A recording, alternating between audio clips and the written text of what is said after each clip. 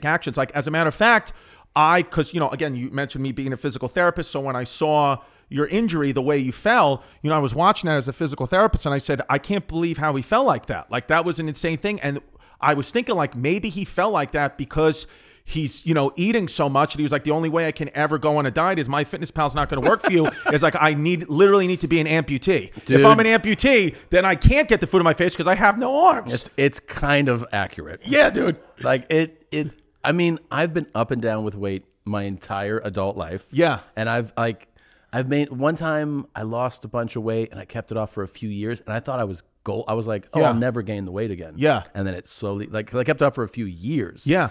Then it came back on. Yeah. And then a few years ago, I lost enough weight to like maintain like just a healthier look. Went on a big tour, gained like 25 pounds. You're one of those guys who I think you can pull it off. I think because when I saw one of your first Netflix specials, you had a lot more weight on. Yeah, I did. But you weren't like obese or anything like that. You just looked like the guy. Like, I remember watching the special, even though it was already pre-recorded and I had already met you in real life. I was like, I wonder if this guy's dead right now. Because like, you just looked at his face, you're like, oh, that guy had to have died from a massive heart attack.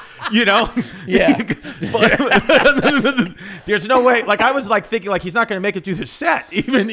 You know? Yeah. But then when I see Skinny Tom, you know, it's like, holy shit, this guy's fucking sexy. It's so much better. It's so like it's so much healthier. I'm so much happier. And then the fucked up thing about the human mind is that I've lived in that before, and you let it go away. Like, I don't get how I let it go away. I'll be like, this life is so much better, and because it's slow. It's slowly, you know, it's like the pants, or like, you see the funny thing about how you lie to yourself when you're on a scale. Right. I was telling somebody the other day, I was like, I'll tell you the truth. Yeah. Up to 225. Yeah. And if it's over that is when I start lying, because I'm lying to me. Right. Like, you think I'm lying to you. I'm lying to myself. Yeah. So if I'm 238, I'll be like, I'll be like, I'm 232. Yeah. I'll just give myself 6 pounds. Here's what I say, because I got that Renpo scale, RENPHO. I don't know if you guys have another scale company. I got that one. But it tells you, not only does it tell you your weight, it tells you your bone density, and it tells you specifically your BMI. Yeah. So now when people like ask, like because I'm same thing as you, I don't want to tell you my exact weight. I just say I'm the weight and BMI.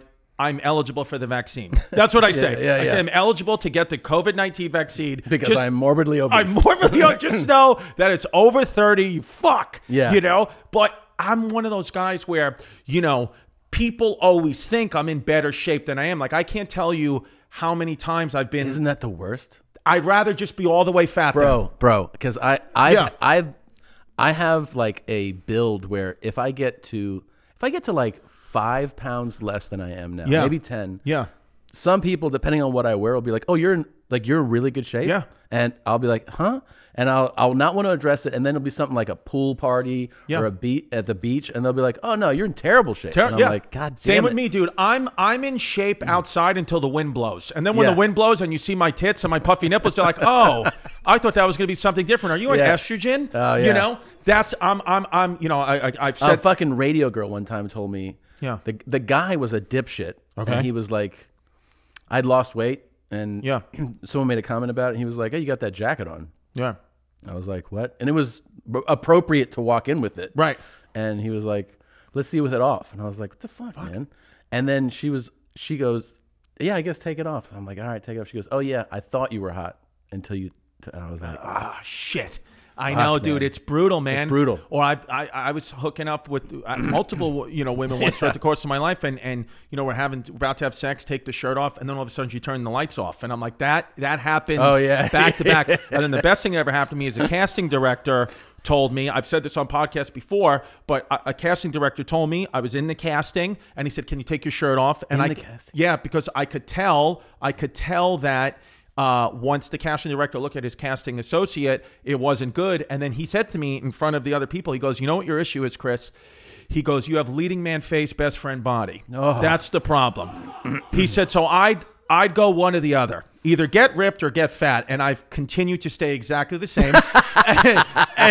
and this is why I get no roles You know, because they're just like, yeah, dude, you're an in-betweener. It's they're like, get fat or just do it go the other way. Yeah, I say the same thing as you, man. I'd rather just like be truly like, you have to wheelbarrow me out. I'm so fat, because then it constantly happens to me where women and people just think that I'm going to be in such good shape. Somebody had me send me in for an audition for a fitness magazine. I'm like, a fitness magazine, dude? Dude, when I first got here, I was 185 when I got to LA, and I went to an audition once, and I didn't realize it was for one of the Cinemax late night naked movies. Nice. Yeah, and the guy was like, you want to do, like, you can do this. You can do this. And I go, oh, I want to do, because they had the list. I go, I want to do the, it was the FBI agent. I want to do that. It was a non-nude part. He goes, you don't want, and he holds up a photo of a girl who's naked. He goes, you don't want to do a sex scene with her? Yeah. And I go, I do. Right. But I really was like, no, you don't know. Even I was down. I go, you don't want to see me naked, bro. Like, you guys will be like, cut. Like, we got to bring someone else in here, man. No, dude. Every time I get naked, like because I'll like work out so hard and actually even try to diet, and I'll just look in the mirror and I'll be like, what are we fucking doing here? Yeah, what are we like, doing? why isn't my body changing? Yeah. But, you know, Winstrel's the key. So yeah, I'll let you know how it goes, dude. Dude, I'm so hyped to juice. If you want to get back on a cycle together, I'll do it with you. I swear to God, dude, I'll do steroids on the live show. You just get me the syringe and it could be a mystery steroid, and I'll just fucking light myself up. Yeah. Whatever it is, dude.